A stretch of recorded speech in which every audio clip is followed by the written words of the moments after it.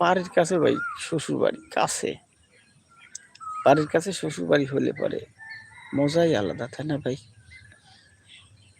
এজন্য মানুষ গল্পে বলে ৩ রকমের জামাই হয়। একটা হচ্ছে ঠাকুর জামাই, আর একটা ঠুকুর জামাই, আর একটা হচ্ছে কুকুর জামাই।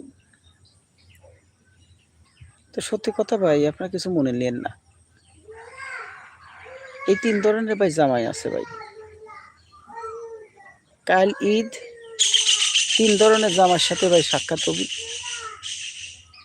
তো দেখেন তো ভাই, আপনারা ৩ ধরনের জামাই কোন জামাইয়ের তালিকায় আছেন? এক ভাই ঠাকুর জামাই, আর আরেক ভাই হচ্ছে ঠুকুর জামাই, আর আরেকটা জামাই হচ্ছে কুকুর জামাই।